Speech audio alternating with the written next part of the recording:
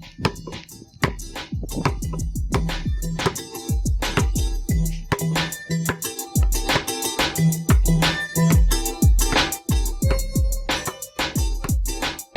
Hoop Heads Podcast is brought to you by Head Start Basketball. Hi, this is Don Showalter from USA Basketball, and you are listening to the Hoop Heads Podcast. Hey Hoopheads, wanted to take a minute to shout out our partners and friends at Dr. Dish Basketball. We've had their partnership manager and training specialist Jefferson Mason and marketing manager Nick Bartlett on the show in the past, and we couldn't be more excited about what they're doing for the game of basketball. Their Dr. Dish shooting machines are undoubtedly the most advanced and user-friendly machines on the market, and truly accelerate skill development faster than ever. Beyond efficient reps, Dr. Dish provides training expertise and versatility designed to develop complete players. The new Dr. Dish CT machine has further revolutionized basketball training with over 150 plus on-demand individual and team workouts from some of the best coaches and trainers in the game. These workouts include video instruction and combine game-like shooting drills with ball handling, conditioning, and agility drills. Along with workouts, the Dr. Dish training management system also provides stat tracking and analytics to track progress and ensure accountability. These are just a few reasons why top programs like Duke, North Carolina, Louisville, Florida, Baylor, and countless others are upgrading to Dr. Dish. Learn more at drdishbasketball.com. Follow their incredible content at Dr. Dish B-Ball on Twitter, Instagram, Facebook, and YouTube. And make sure you mention the Hoopheads Podcast to get $300 off your next Dr. Dish purchase. That's a great deal, Hoopheads. Get out and get your Dr. Dish shooting machine today. You got to get clear on your values. Then you've got to live and model your values. Then you've got to create a common language around your values. And then you've got to find ways to acknowledge, encourage, and reward the values that are lived out. Mano Watsa is the president and owner of PGC Basketball. PGC offers over 110 camps across North America in the summer for players from 4th grade up to college. Mano was the first Canadian athlete to ever attend PGC, an example of the impact PGC founder Dick DeVenzio had on so many players. Mano returned from his PGC experience and his game transformed. Mano attended the University of Waterloo, where he was a 2-time All-Canadian basketball player and academic All-Canadian. Mano began his journey as a camp director at an early age, starting his first basketball camp in his parents' backyard at the age of 15. By the time he finished high school, over 150 kids were attending his backyard camps each summer. By his last year of university, nearly 400 kids were attending the camps. Since 2007, when Mano took on leadership of PGC, the camps have grown from 1,000 players each summer to 12,000 players and 2,000 coaches annually. Over the past 10 years, 85,000 players and 15,000 coaches have been impacted by PGC. After you're finished listening to the show, hop over to iTunes and leave us a 5-star rating and review to help others in the basketball community find the Hoopheads Podcast. We'll be reading some of your reviews on future episodes. Subscribe now on your favorite podcast app so you don't miss a new release. You can find every episode we've ever recorded on our website, hoopheadspod.com, where you can also get signed up for our newsletter and check out our blog as well. Get ready to take some notes throughout this episode with Mano Watsa from PGC Basketball. Hello and welcome to the Hoopheads Podcast. It's Mike Linsing here with my co-host Jason Sunkel, and tonight we are pleased to welcome to the podcast from PGC Basketball, Mano Watsa. Mano, welcome to the podcast. Appreciate it, Mike and Jason. It's a pleasure and honor to be on with you. Well, we are excited to have you on. We've been kind of chasing around with you for about a year trying to make it work, and we finally have been able to get you on, and we're super excited to dig into your story, learn more about your background, and then dig into all the great things that you guys have going there at PGC. So let's start by going back in time to when you were a kid, and just talk to us a little bit about how you fell in love with the game of basketball and how you came to the game. Yeah, Mike, I was really fortunate. I had a grade school coach who loved the game, a big Boston Celtics fan, and he picked me up before school in 6th grade. And I'd probably started playing at recess, 4th and 5th grade, as most kids and most boys do. But in 6th grade, he saw something in me in phys ed class, And he asked me if I was interested in getting picked up in the morning before school with a whole number of other players that he would pick up in 6th, 7th, and 8th grade. And I started getting picked up by him 6:15 in the morning until 8:15. And we would go in and play and train and develop skills. And that was really the beginning of it all. Lunchtimes, recesses, and then after school practices, I was hooked. And then he introduced me to a summer basketball camp, just a local college that put on a camp. He said, if I pay half and your parents can pay half, will you go? And I said, I would love to. I ended up attending that camp for the next 8 years straight. So this coach, Mr. B, he actually passed away just a few months ago, but he was one of the biggest influences on my basketball career and my life. All right, so obviously one of the things that you loved about him was the time that he poured into you. But when you think back on those times, what were some of the other things about him, about those sessions that you really liked, that you really enjoyed? What are some things that you took away from him as a coach that later influenced you when you got into coaching? You know, one of the best things he did as a coach, and I didn't really know it at the time, it wasn't until years later when I was reading a book by PGC basketball founder Dick DeVenzio, and then Dick talked about what all good coaches do, which is pepper the air with positives or pepper the air with reminders. And as soon as I read that in one of Dick DeVenzio's books called Running the Show for Coaches, I thought back to Mr. B. And I thought it didn't matter if it was badminton, volleyball, or basketball, regardless of the sport, he was constantly peppering the air with reminders and encouragement and positives. And so he did a phenomenal job of just continually reminding us about the next play and where we need to be, where we needed to be, what we needed to be thinking about. And that really not only stuck with me, but it influenced who I became as a coach.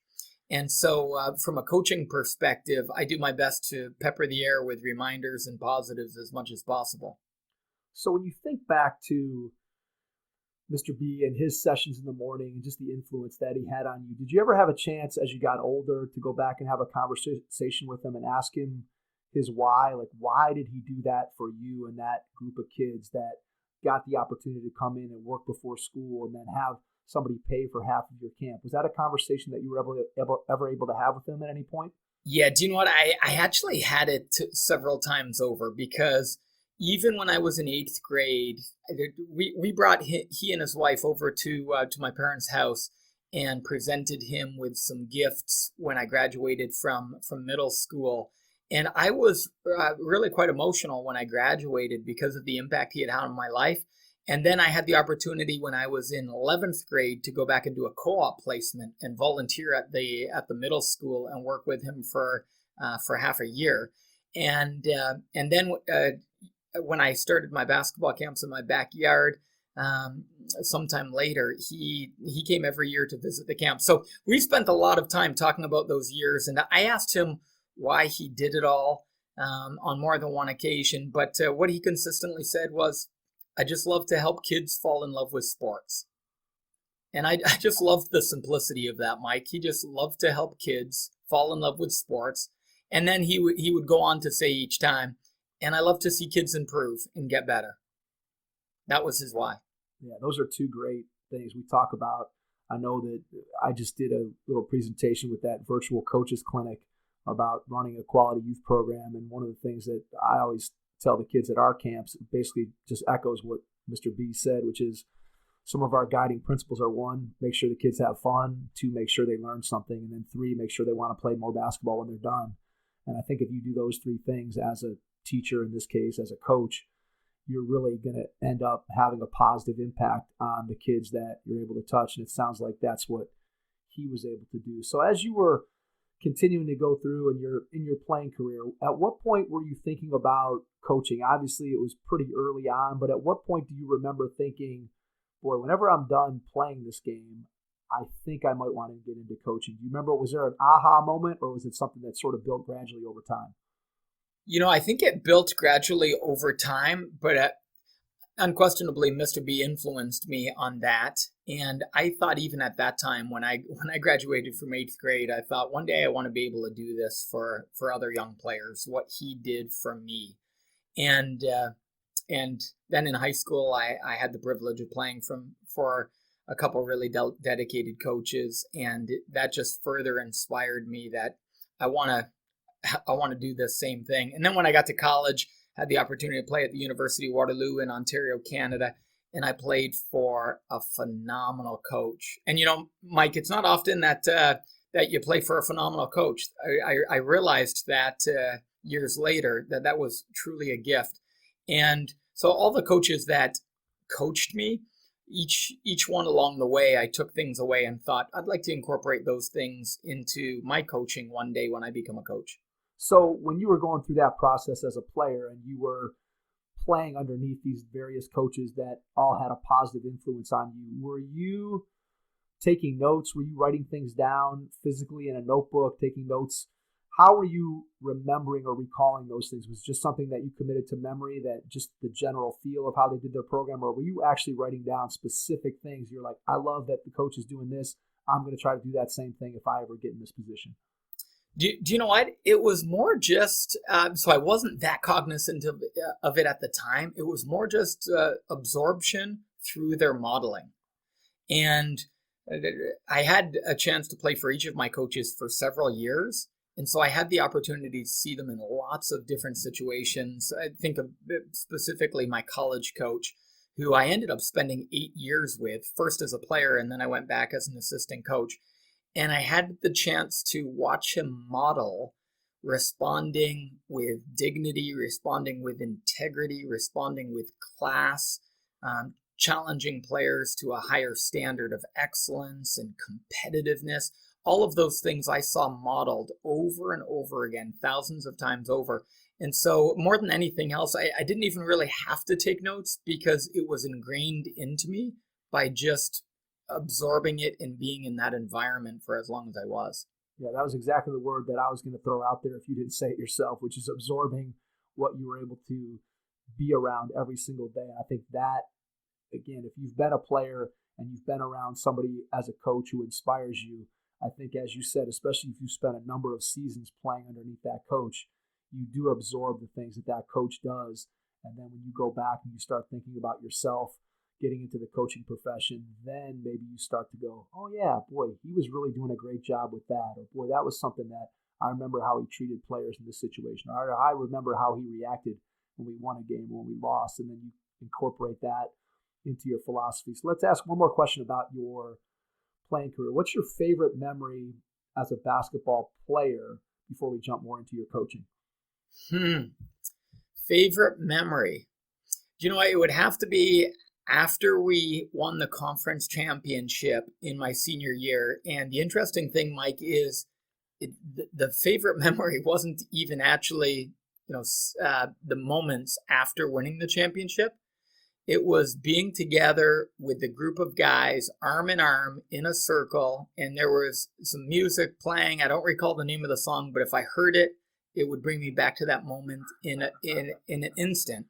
And just looking at each other and the journey that we had been through all of those years and realizing that the journey was coming to an end, and just the sense of accomplishment, the sense of connection that we all had that we knew we would keep for life, and just the sense of relationship between all of us and what we'd gone through together. So I think that moment, when I think of my entire career, that moment, arm in arm, not even on the basketball court, just arm in arm in a circle with a group of guys. And I think that's something that for coaches that are out there listening, it's important to hear what Mano is saying there, which is that it was more about the feeling that your coaching staff created, that you're being a teammate created. And that's really the memory when you go back and you think about your junior year in high school or your sophomore year in college, and you look at your schedule, you may not remember game by game the wins and losses, which we all tend to get caught up in the moment. But I think what's important to remember is that as coaches, one of the things that we're charged with is not only wins and losses, because we all know that to some degree if you're coaching a team at the high school level or the college level, you're being judged on your wins and losses. But it's also more about what's the impact that you're having on your players. And I think that story that you just shared illustrates the impact that your program, your teammates, your coaches had on you, that what you remember are those times that were not necessarily specific to being out on the basketball court. It's not making this shot. It's not winning this game. It's just a general feel of how you were together with your teammates. And to me, that's a powerful statement for sure. Yeah, absolutely. That feeling of connection, sometimes as coaches, when we're in the midst of trying to figure out our systems and our strategies and what we need to do differently to prepare for the next game, we sometimes lose sight of the fact that the experience is what players are going to remember most, and the relationships. Absolutely. There's no question about that. I want to move back now from your playing career. Let's start talking coaching, and let's go to one of the most unique aspects of your story, which is your backyard basketball camps. So tell us, A, how you came up with the idea, B, how old you were, and then just kind of give us the rundown of what those were all about. Yeah, I was 15 at the time, and I really stumbled upon it.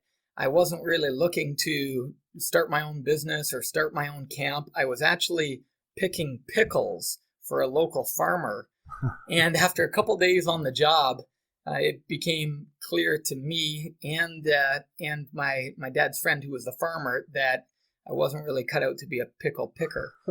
And so, I think I was earning something like 75 cents a day. And wow, it just gained massive respect for those who are in the fields picking all day long. But I realized I probably needed a different career path. I had a friend who was teaching swimming lessons in her backyard pool, and we were actually out at having breakfast one day with her family. And when I heard that she was doing that for her summer job, I thought, I've got a basketball hoop in my backyard. Maybe I can start teaching some of the local kids in my neighborhood.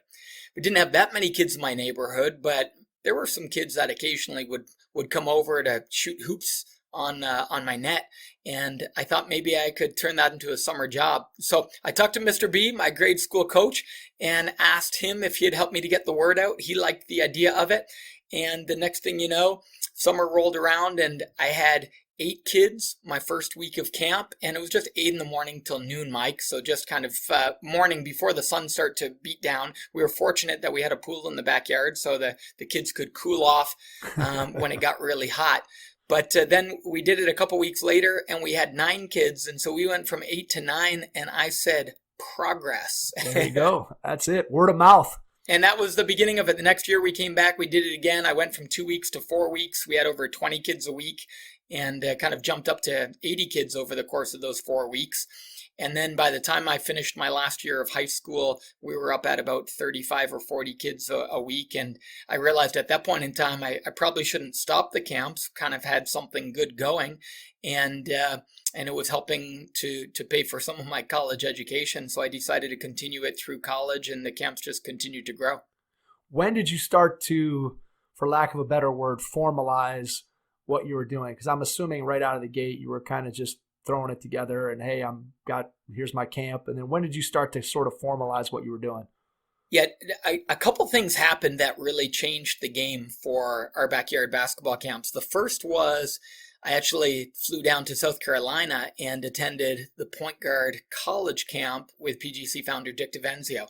And I learned so much in that 5-day experience that not only helped me as a player and changed who I was as a leader and gave me a vision of who I wanted to be as a person, but it also directly impacted my camps, because I went home and immediately began to teach everything I just learned.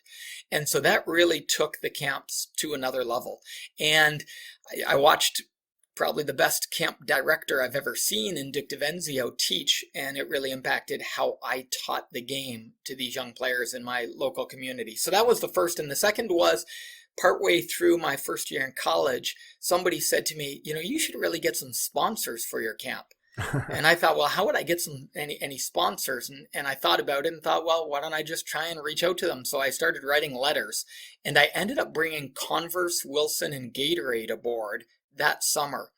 And suddenly we went from just kind of a backyard camp that a teenager had whipped together, and I had brought in a couple of my buddies to help, to suddenly being outfitted head to toe in Converse, and Wilson providing basketballs and Gatorade providing all of their drinks and supplies. And suddenly we became a fully branded, fully sponsored camp. And so those were the two things that really took it to the next level. And then what helped was we just kept adding hoops. And so we ended up at the end, when we peaked at about 100 to 120 kids a week, we had 8 hoops in the backyard, and we just continued to expand. That's awesome. What was your sales pitch to the companies? I'm sure people would be like, man, how did you get those big companies just to come and sponsor the backyard basketball camp? Do you remember what your sales pitch was? Yeah, I think it was really simple, because I was just a first-year college kid at the time, but it was I'm running a backyard camp, and I think I'm doing something that's probably a lot different than the types of organizations and companies you typically sponsor. And if you'd consider doing something a little different to help out, would greatly appreciate it. And the surprise was, I heard back from nearly everyone, which was quite amazing, because we ended up bringing aboard a whole number of local sponsors as well. Yeah, that's awesome. I think that just the lesson there, I think more than anything, is just don't be afraid to ask, because a lot of times companies, people are more than willing to help. And sometimes just as human beings, we're afraid to ask for help, or we're afraid to ask somebody to get involved with us. And your story there is just a great lesson in just make the ask and see what happens. And then who knows, you might develop a great relationship, like I'm sure you did with those companies and representatives from those companies. Yeah. And one of the things that I tell my kids, I have 3 teenagers, and I remind them all the time, there are some things you can do when you're a kid or when you're a teenager, and doors that will open for you that won't likely open once you're an adult.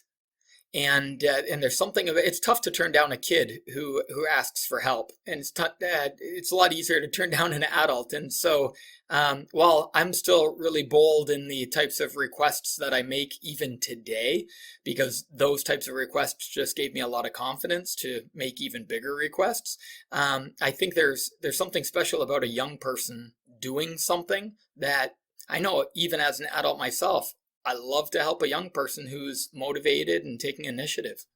Yeah, there's no question about that. I think if you had been a 30-year-old guy running a basketball camp in your backyard, the response from those companies might have been slightly different, maybe, or you would have had to have a different sales pitch, Mano. I think that might have been the case for sure. Exactly.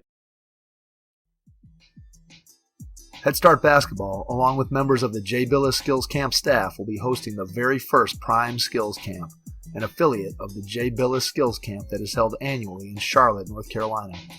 Prime Skills Camp will take place on the campus of Western Reserve Academy, just outside of Cleveland, Ohio, June 26th through the 28th, and will be designed for boys rising to grades 6 through 9. Prime Skills Camp will mirror the J. Billis Skills Camp in daily programming, teaching, coach-to-camper ratio, and quality of instruction. Prime Skills Camp brings all of the team-oriented individual instruction, focus on the fundamentals, and high-level coaching to young men aspiring to a high school varsity basketball experience. This camp is operated by Billis Camp veterans and includes the J. Billis Coaches Development Program alongside the camp, ensuring that the quality of teaching and coaching at this camp is second to none. Please visit headstartbasketball.com or jbilliscamp.com for more information or to get registered. All right, so let's talk about now you moving from the camp scene there and going and working for your college coach. So you get done in the program as a player, and then you transition into coaching. And one of the things that I always find to be an interesting answer is when I ask the question, when you went from the playing side of it in a program to the coaching side of the program, and you kind of got to go behind the curtain of what you had seen as a player. So what do you remember about that transition in terms of things that maybe you didn't realize the coaching staff spent as much time on, or just what was something that was surprising to you when you went from the playing side to the coaching side within your own program? Yeah, what was most surprising was the amount of thought and planning that went into nearly every decision. as a player, you just show up and, coach has practice set to go, and you just do whatever coach says, and you don't realize the thought and planning of a good practice. It's easy for any of us to whip together a quick practice, but to put together a practice plan that is organized and has the proper progressions and the building blocks and the foundational pieces, that takes time. And I don't think I had any appreciation for the investment of time that good coaches make into planning and decision making. Yeah, I think that's something that as a player, for sure, you don't have any concept of the amount of time that coaches put in. I think that's a great point, because as players, you're there on the practice floor for your hour and a half, 2 hours, 2.5 hours, whatever it is. And then you go off to the rest of your day, whether that's class or meals or whatever it is that you're doing, studying. And you kind of forget that the coaches have probably been there since early in the morning, and they're probably going to be there late at night doing all types of things. How was it for you to go from, in terms of a relationship standpoint, going from a player to a coach, both in your relationship with the coaching staff, sort of getting over the fact that you had previously been under their leadership and now you were a part of the leadership team? And then what was the relationship like with the players who had formerly been your teammates and now you were turned around and coaching them? Yeah, it was relatively seamless with my head coach, because in my first year, in my freshman year, I made the commitment to go see my college coach every day outside of practice. And as a result, unknowingly, it was almost like I was an assistant coach throughout my college career, because we would talk about practice that day, how the practice went the previous day, what we needed to be doing in preparation for the games that weekend, or whatever it was. Sometimes it was just a 5-minute drop in, sometimes it was 30 or 45 minutes. And at the time, it was just, I wanted to learn as much as I could from my coach, and we had a great relationship. As a result, by the time when I transitioned to being an assistant coach for him, it was seamless, because I had been a part of so many of those conversations already. And then, of course, in my last 3 years of college, I was a captain, so I was spending time regularly with the coach, as it was with the coaching staff. Absolutely. And what was the relationship like in terms of with your former teammates? How did that go for you on your end, and what was your perception of how they reacted to you going from the playing side to the coaching side? Obviously, as a captain, you had some leadership role within the team already, but just transitioning into the coaching staff, how did the players react to that? Mm-hmm. I had 1 year off in between, which probably helped. In the year off, I traveled around the world and played. And so when I came back, because I think in part because of the success that I had at the University of Waterloo, and then having had the opportunity to travel abroad and play, I think when I came back, it made the transition back really easy. And I think all of the younger players were eager to learn. So they were sponges. And I think I didn't have to take a hard role. I did a lot of the player development, and I was the encouragement, positivity guy. So that made it pretty easy, Mike. Yeah, understood. So at that point in your career, were you thinking that college coaching was going to be an area that you wanted to stay? Did you have designs on thinking about, hey, I'd like to get more into the camp business? I thought maybe I'd want to go and coach in high school. What, at that point in your early coaching career, did you see yourself staying sort of on that collegiate coaching track? It's interesting, because I had always envisioned that I would have lots of careers. And I actually ended up doing that in my kind of first decade in the workforce. And so while I was college coaching, I was running my camps, and I was also traveling as a speaker as time permitted as well. And then I also, most people don't know this, but I spent 5 years as a youth pastor as well, right in that same time frame. So I was juggling a lot of things simultaneously, not really sure which one I was going to really zero in on. And as it ended up happening, the head coaching position on the women's side came available. And it didn't even cross my mind, Mike, to apply for the position, because I thought one day maybe I'd become a head college coach, but I wasn't interested in doing it that soon or that young. But what ended up happening is a friend of mine said to me, Mano, you've never worked a real job in your life. You started your own camps. You've been doing those for nearly a decade now, and you stepped into the assistant coaching position. You stepped into the youth pastor position. You should really just throw your name in the hat and go through an interview for once in your life. And so he convinced me to do it. And lo and behold, I put my name in and I ended up getting the job. And so it was one of those things that kind of took me by surprise because I wasn't really thinking about becoming a head college coach, and I'd never coached women before. So that was a whole new twist and a whole new learning curve for me. And so I ended up spending the next 3 years as the head women's coach at the University of Waterloo, which was just an amazing journey and an amazing couple of years. All right, so let's talk about what were a couple things that you loved about coaching the women after you got an opportunity to do that and get your feet wet and figure out what that was all about. What were some things that were special and unique to you about coaching the women's team as opposed to coaching men that you had done previously?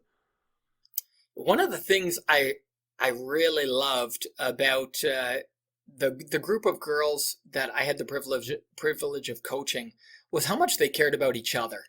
And I don't know if I can't say that across the board that girls care more about each other than guys care about each other. I'm not sure. I've coached my son's teams for the last 5 or 6 years, and they've cared a great deal about each other as well. But it was really special to see this group of girls and just how much they cared about each other, how much they cared about our coaching staff, how much we cared for them. So just the level of care was really special to see. That's cool. What was your biggest challenge as a head coach going from the assistant ranks to becoming a head coach? What was the thing that you found to be the most difficult, challenging, however you want to phrase that? Yeah, I used to tell this story at our summer sessions, why it's so easy for anyone to lose their joy, and because there's a lot of things you can't control in the game. You know, when you're a bench player, you think, oh, I'll be happy once I get in the game. And then players get in the game and they think, well, I'm not really getting shots or getting opportunities. I'll be happy once I'm one of the key guys. And then you become the second or third key guy and you think, I'll be happy once I'm the star. And then you become the star and you think, well, gosh, why can't everyone be as good as I am? We'd have a lot more success. And so that's a reason not to be happy. And then that player goes and becomes an assistant coach, and they think, well, I'd be a lot happier if I could become the head coach because maybe I'd do things a lot differently or run a better program. Then you become a head coach, and here's what I discovered, Mike. There's a lot of reasons not to be happy because you realize you don't have that much control after all. In fact, your players have all the control. They're the ones out there on the court who are getting it done or not getting it done. And I realized within the game, there exists the opportunity for a lot of unhappiness. And at the end of the day, it's your responsibility to find your happiness in whatever role you're in. So that was one of my learnings. So your job as the head coach was to help everybody find their happiness, correct? Yeah, I'm not sure if I did that quite as effectively because obviously, challenging people outside of their comfort zone or beyond their comfort zone doesn't always lead to happy states. And when you're making difficult decisions about who's going to play and who's not going to play and how much players are going to play, that doesn't always lead to happy states. But I think, I think as a coach, one of the surprises for me becoming a head coach was how little influence you alone have as a coach, but how big a role you play in leading, empowering, and delegating. Yeah, I think that's really, really important. Can you talk about, I think this is one of the things that's underrated from a head coaching standpoint. I know we have a lot of high school coaches that are out there listening. Can you talk about how important it is to have the right people in the right positions when it comes to your staff and sort of your supporting positions in your program? Sure. The first thing I did when I became a head coach, especially being quite young as I was I decided to surround myself with those who knew more than I knew or who would think differently than how I thought. And so I actually did a personality profile assessment called the DISC profile. And knowing that of the 4 categories, I was a high I, I decided I needed to surround myself with high D's, high S's, and high C's so that there would be others in the program who, on our staff, who would bring much different skill sets and attributes and characteristics than the ones that I would bring. So that was the first thing that I did. I went really intentionally. So I found an older retired coach, and then I found a younger young lady. As I was coaching a women's team, I thought that would be a good combination, but I specifically looked for coaches that either knew more than I knew or saw the world and saw basketball much differently than I did, as I knew that would be position us to be able to really would position me to be able to learn from them and for us to be as strong as possible. And then the second thing that I did was I went and looked for the best mentor I could find. I realized it could take 20 years for me to gain 20 years of experience coaching, and I didn't want to spend 20 years. I'm all about collapsing timeframes, Mike. So what I decided to do was go find a coach who had coached 20, 30, or 40 years, who could help me and really help me to collapse timeframes and learn what he knew and what he developed over 30 years for me to develop in 3 or 4 years. And so that's what I did. And I was really fortunate to find a former Canadian national team coach who coached our Canadian team in the Olympics a couple decades earlier. And he came and mentored me and watched practices, watched games. After every game, would go up to my office and he'd share with me why I cost our team the game. And I learned a ton. And I felt like I collapsed 10 or 15 years into 3 years. Okay, so here's another example of your ability to have a sales pitch. So what was your sales pitch when you went and approached him about becoming your mentor? How did you go about having that conversation and convincing him that this would be a good and positive use of his time? Yeah, well, one was just reminding him. I had the privilege of meeting him several times prior, but reminding him of how much of an impact he had on the game and how much he had to still give to the game, and how honored I would be if he would consider passing on and sharing some of his knowledge with me. And so that was really it. I said I'd love to learn as much as I possibly can from you so I can pay it forward to others. I know you could probably come up with a list of 100 things if we gave you 24 hours, but just in a very short time span, what are 1 or 2 things that you remember from learning that he shared with you that really had an impact on your success as a coach in that position? Yeah, countless lessons. I really thought I could write a book on coaching at the end of my couple seasons with him, just based on what he taught me. And in fact, I really wish I would have. But one of the key concepts he taught me really early on, going on back to my middle school coach, Mr. B, that was constantly peppering the air with reminders. I took that on as a coach. And so I was constantly giving defensive reminders and offensive reminders to my players every trip down court. And he noticed something which I had never given thought to before. And he said, "Mano, it looks like you're in the trenches with your players. Every single trip down court, you're in the trenches right there in every battle." And he said, "It seems to me you might be missing the war." He said, "Because you're so invested into every battle, you're missing the war." And what he was really talking about was the overarching strategy. He said, "I think it's important that several times a game, if not several times every few minutes, or at least every few minutes, you take the time to pull back from being in the battles of the moment and to see what's really going on in the game from a strategy perspective." And so we started watching game film, and he started showing me where I was actually missing how the flow of the game was changing, or how the other team changed their strategies defensively, offensively, transition, or how I needed to. And I had no awareness of that. And so that was one of my biggest learnings, how to not only be in the battles, because your players want you to be in the battles. If you just watch the war and you just sit on the bench and don't say a word and just make the strategic decisions during timeouts, players can sometimes feel like they're abandoned. The soldiers need to know that you're with them, but at the same time, you got to be the general who's able to get up on the hilltop and look down and see where you need to put the soldiers and how you need to place them. And so that balance of the war and the battles helped me, or being conscious of it helped me immensely, and I grew tremendously as a coach.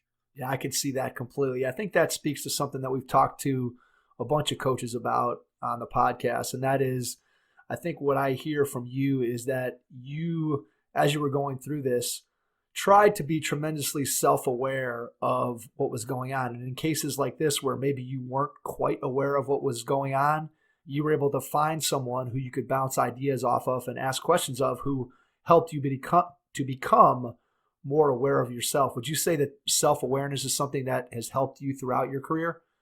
What? Yeah, 100%. If I was to say, if I was to share some key attributes that I think have helped me the most in my journey, one of them has been self-awareness. And the self-awareness piece that I think has helped me the most was being aware that I don't know, that there's lots I don't know, and that I have lots of blind spots. I think when we think we know, or when we think we don't have blind spots, or we refuse to admit that we have blind spots, that's the biggest blind spot that we could have. And so I think I realized in every line of work that I've ever pursued, I've realized that I don't know nearly as much as I need to know, and I have blind spots that I need to figure out what they are and how to remove them. And I think that's been a big advantage, just knowing that. Yeah, I think you're 100% right. I think back to, I feel like I've grown in terms of my self-awareness. I think when I was a young guy, especially in the coaching profession, when I came out, I had an opportunity to play Division I basketball. When I got done, I wasn't sure that I wanted to be a coach, but eventually that's where I ended up. And I think I thought at that time that, hey, I was a really good player. I'm going to be a really good coach. And I look back at myself in that time, and I don't think I was as self-aware as what you were describing in terms of me trying to figure out what I didn't know. Instead, I focused on what I did know. And then lately, and as I've grown and matured over the course of the last 25 years, I've certainly become more self-aware. And I think that's made me a better basketball coach, but it's also made me a better person in just being able to recognize what are my flaws, what are the things that I need to improve on, where are my knowledge gaps that I can continue to get better and grow as a human being. And when you do that, then you're able to share your influence with people around you. And it definitely sounds like that's something that has sort of been a theme for you. And every stop that you've made, every career move that you've had has been related to your, I guess, overall life's mission, which is to serve others in whatever capacity it is that you're working for them. Yeah, absolutely. And I think you hit the nail on the head, because when I stepped into my first year as a head college coach, I actually thought, I knew I needed to learn a lot, but I had been around the block. I had spent the past 8 years in the college basketball scene. I had studied under a great coach. I'd traveled around the world with the game playing. I'd played for lots of different coaches. I thought I knew the game, and I knew I had more to learn, but I thought I learned a lot. It wasn't until I got my mentor coach that I realized I didn't know anything. The amount that I knew predominantly from the eyes of being either a player or an assistant coach. But you put on that head coaching hat, and it's a whole different landscape.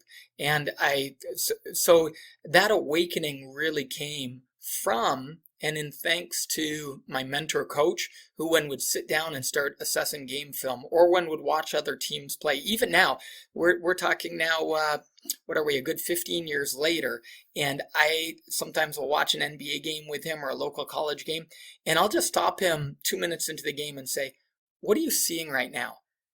And he'll tell me 12 different things he's seeing, and I had only picked up 2 of them. And so even today I realize, oh my goodness, I don't have a clue. I'm just a baby trying to learn the game here. And so I think that was really an epiphany for me in my first year of college coaching, because when you've played the game at a high level, it's easy to think you know a lot. And really that can be a stumbling block for us all. It sure is. I think that if you would have asked me this question again when I was 25 about the connection between how good of a player you were and how good of a coach you were, I would have said that connection was very, very tight, that if you were a really good player, that you probably were going to be a very good coach, and that if you weren't a very good player, you probably wouldn't be a very good coach. And I've come to the realization that your playing experience, it certainly doesn't hurt you to have been a good player and to be able to understand the player's mentality and the things that it took from a dedication and that kind of stuff. But as far as your ability to teach the game, I think what you were able to do as a player really is irrelevant. It's more about understanding what it is that a coach is supposed to be doing, and having mentors and learning and continuing to grow and have the right mindset is far more important than whatever success you had in your playing career. And I think that's been proven out if you just look at the history of basketball and who coaches are that end up being successful. Sure, there are a lot of successful players who end up being coaches, but there are also a lot of guys who never set foot on a college basketball court. They might have been a manager, or they might have just gone right into high school coaching, or whatever the case might be, who have ended up being some of the most successful coaches at all levels of basketball. And so I think that the lesson here is that you've got to keep learning, no matter whether you're a person who played Division I basketball, or you played in the NBA, or you're a kid who was the manager of your high school team and just loves basketball and wants to be a coach. You have to continue to learn and grow and progress, and then you can eventually get to where you want to in the coaching profession and be able to impact kids, which is really what it's all about. Yeah. I think the one commonality that all good coaches share is they're all sponges. They're all sponges, and the more you're able to soak in as a coach, the better coach you're going to become. Coaches, we've teamed up with Coach Tyler Whitcomb so you can now purchase his exclusive new playbooks right from the Hoopheads Pod website. If you're looking for ways to improve your team next season, these playbooks blend affordability with the quality content that serious coaches are looking for. Just visit hoopheadspod.com/store and you'll find playbooks from John Calipari of Kentucky, Leonard Hamilton from Florida State, and Mike Young of Virginia Tech. Check out these great resources at hoopheadspod.com/store. All right, let's jump to PGC. How did you get reconnected with PGC, which eventually leads to your ability to take on a leadership role and become the president and CEO? Talk to us a little bit about that process, how you got there, and then we'll talk about all the great things that you guys have going there. Yeah, so as I shared earlier, I had the privilege of attending Point Guard College with PGC founder Dick DeVenzio. I was the first Canadian to ever attend one of his camps. And so he picked me up from the airport. He dropped me off at the end of the week. I returned a couple weeks later and did another one of his exposure camps that he used to put on. And that really started a friendship and a relationship. I stayed in touch with him over a period of years until he suddenly passed away in 2001. And so when he passed away in 2001, I had already graduated and I was already running my backyard camps. And I wrote to see if I could somehow help to continue on Point Guard College in some form or fashion.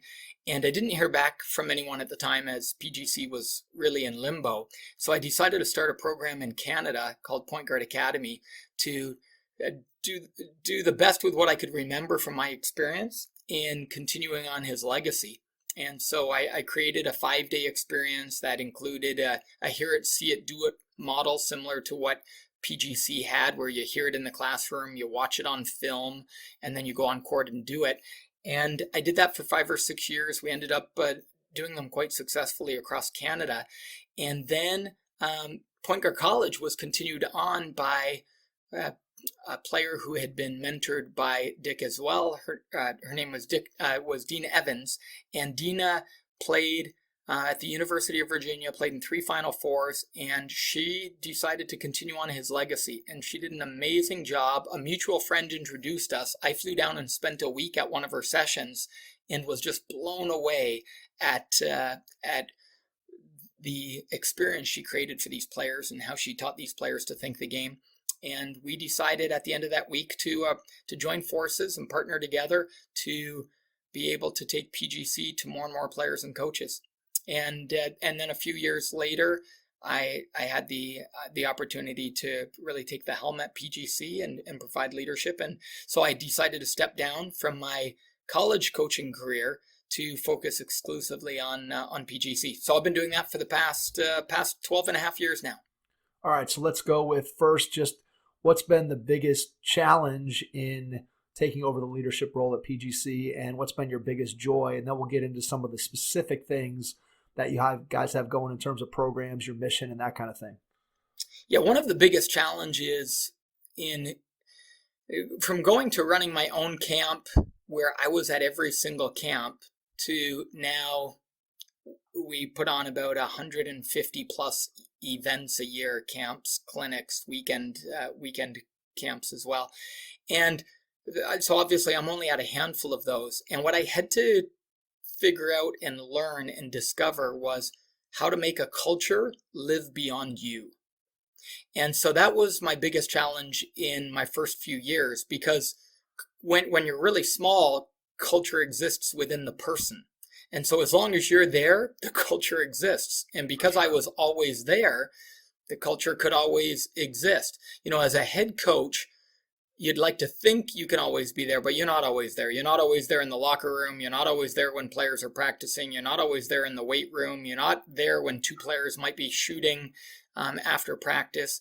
And so the same can be said for a head coach that has to figure out, how do you make the culture, or how do you make your values become the shared values of the team? That was probably the biggest challenge in figuring that out.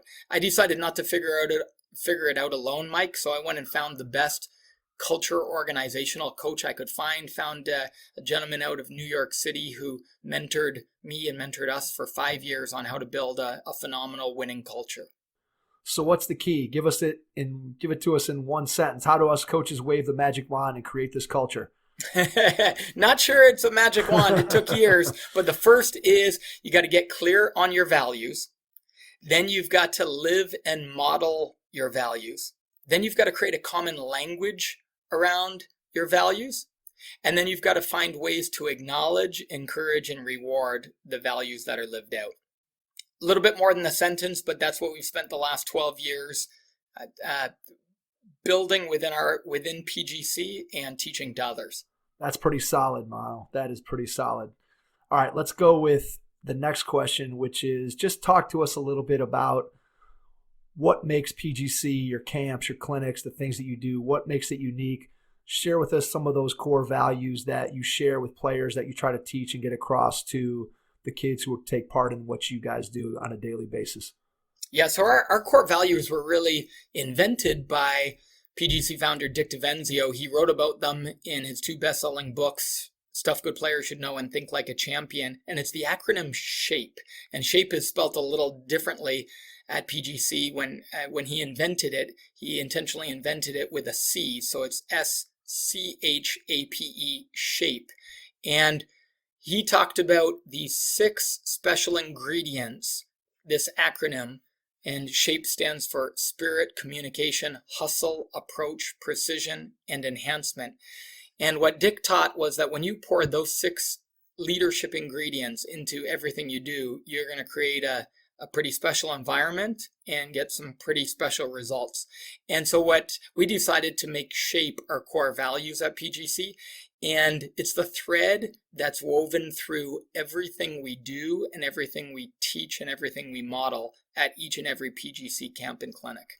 So what does that look like when you are out on the basketball floor with kids at a camp? Just give people who are maybe unfamiliar with what you guys do at PGC, give us an idea of when you're talking about, let's say, enhance. What does enhance look like out on the floor if I attend a PGC event? Sure. Well, I'll flip it around and we'll apply it here to coaches as well. So it's not even just at a PGC session, but every practice. So I'll start with spirit. Every good practice, if you walk into any gym across America, a noisy gym tends to be a winning gym and a quiet gym tends to be a losing gym. Why? Because good practices are energized. And so we talk about spirit and the importance of fostering and creating an energized environment, because when you get it into a game, that's an energized environment. And if you don't practice the way you're going to need to play, you're not going to play the way you want to play. And so that's the first piece. You've got to create energized practices. So when coaches or anyone walks into a PGC session, they tend to marvel at how energized the gym is. And we don't just enforce it in any way like that. We teach it, and then we encourage it, and the players learn to own it. Because at the end of the day, as a coach, you don't want to have to own every aspect of your culture and your values. You want your players to own them. And that's what we teach players how to do at PGC, so that when they go back to their teams, they can actually create a winning culture. And the C stands for communication. To just keep it super simple, encouragement and reminders. Reminders beforehand when they're needed most, and encouragement after the fact. And so any good practice is not just filled with energy, it's also filled with communication, with players giving each other timely reminders and lots of encouragement. And so the H stands for hustle. Every good practice is filled with players hustling, not just as a once in a while or sometimes thing, but as an all the time thing. So at our PGC sessions, coaches typically are floored by seeing 120 players that are consistently through 3 a days, every day over the course of 5 days, bringing tremendous hustle, bringing timely reminders and encouragement to their teammates, and bringing tremendous energy. And then the A is their approach, and their P is their precision and their attention to detail, and the E is enhancement, finding ways to make everything and everyone around them better. And so shape really gets woven into everything we do. We don't just do it lip service. It's not a leadership talk. It's literally woven into every single drill, competition, and activity on court, where we'll talk about, how is your body language right now? How was your level of communication in the last drill? How was your level of uplift and celebration that you brought to those around you? What was your level of precision and focus and attention to detail when we said start at the elbow? Were you by the elbow, near the elbow, or touching the elbow? When we said to finish off 2 feet, did you finish off 2 feet every single time?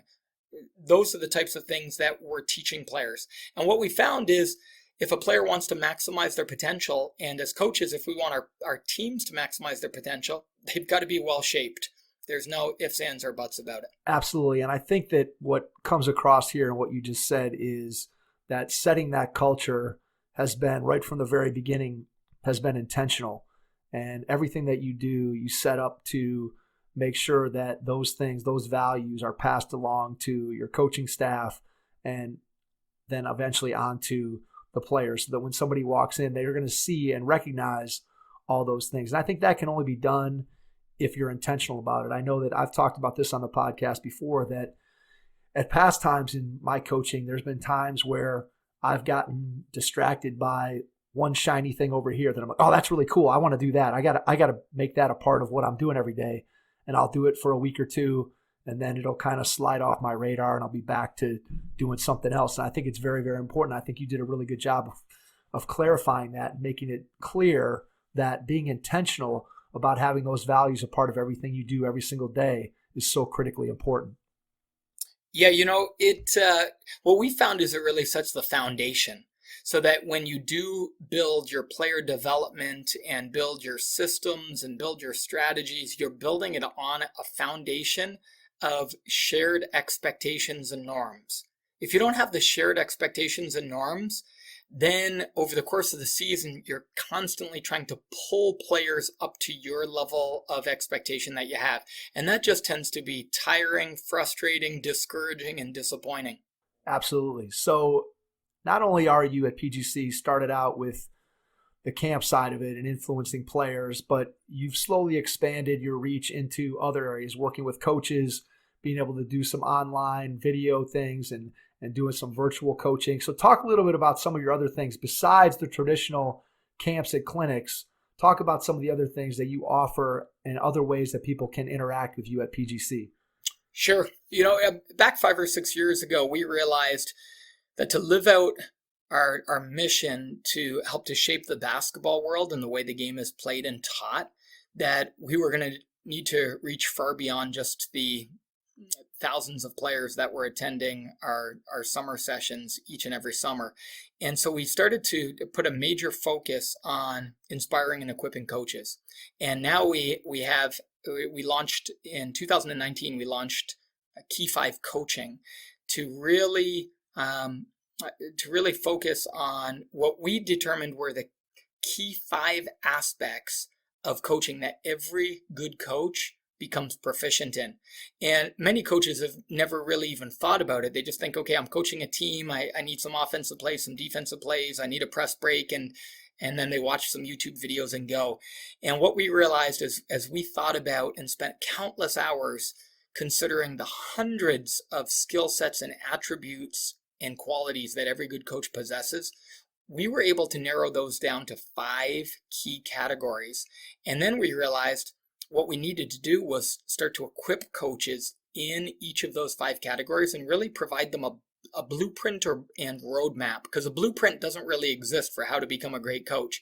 So we decided to embark on the journey of providing coaches a blueprint, and that led to the launch of Key 5 coaching. And so we're now a year in.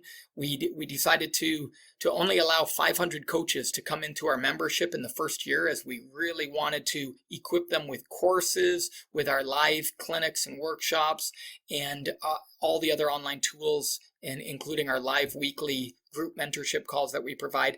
We only allowed 500 in the first year so that we could really figure it out and make sure that we could equip these coaches well.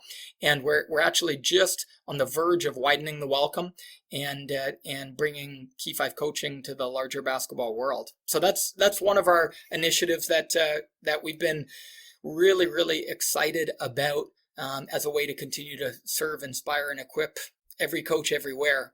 And then right in conjunction with that, Mike, we're actually just in the process of launching, and by the time this episode runs, we'll be partway through Courtside. And Courtside is PGC and Key 5's coaching, Key 5 coaching's way of giving back to coaches through this difficult time we're all going through right now while we're all at home.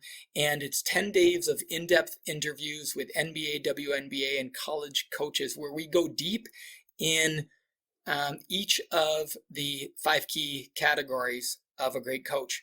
And so that's another key piece that we're focusing on right now, just doing everything we can to serve and support coaches. Is that going to be a video series, Mano? Yeah, we're actually dripping every day a different interview with our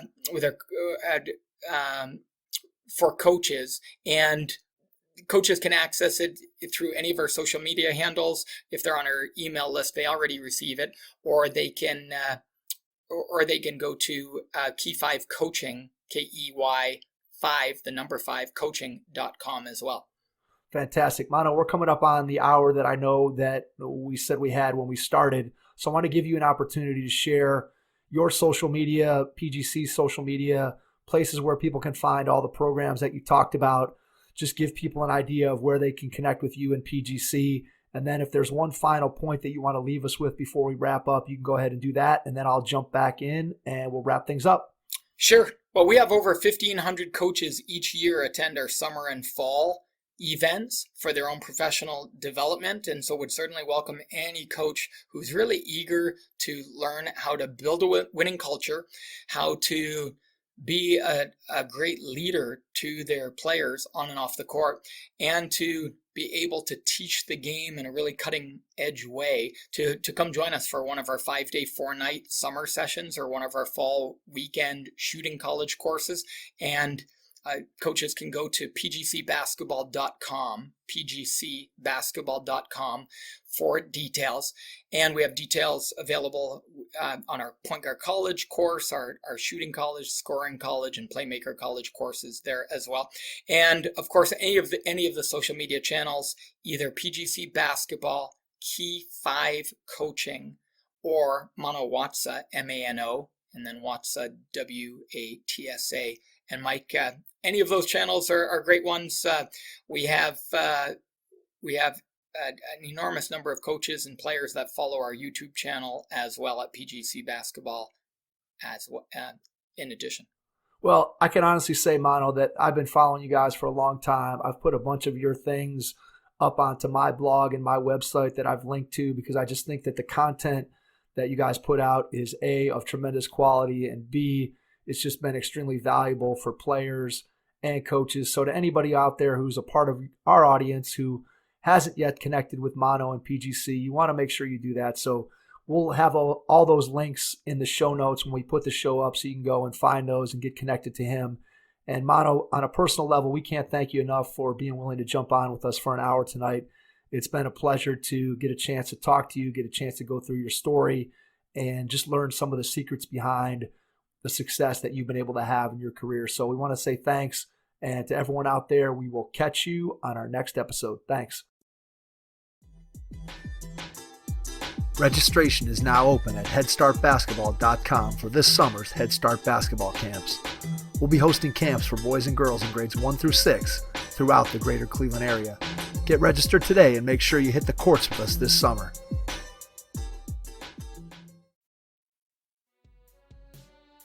Hey everyone, last year at the Junior NBA Summit, I came across an amazing company called iSport 360 and its founder, Ian Goldberg. Their youth sports app gets coaches, players, and parents on the same page. Your team can set goals, share player feedback, training videos, sticker rewards, player evals, and practice assignments. All of this to foster a healthy team communication and culture. If your team or club struggles to keep open lines of communication, especially among teen parents, iSport 360 can help. If you want to empower your athletes to have more success, more confidence, and more communication with their teammates, give iSport 360 a try today. Shoot me an email, mike@hoopheadspod.com, or give me a call at 216-392-4059 to learn more.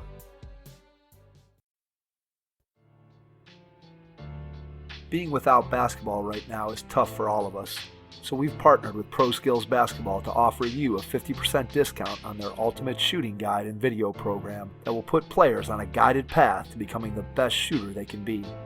With 1 year's worth of workouts that includes games, drills, and competitions, players will gain access to a blueprint showing them what it takes to become an elite level shooter. If you're looking to improve your shooting at home, this program can help.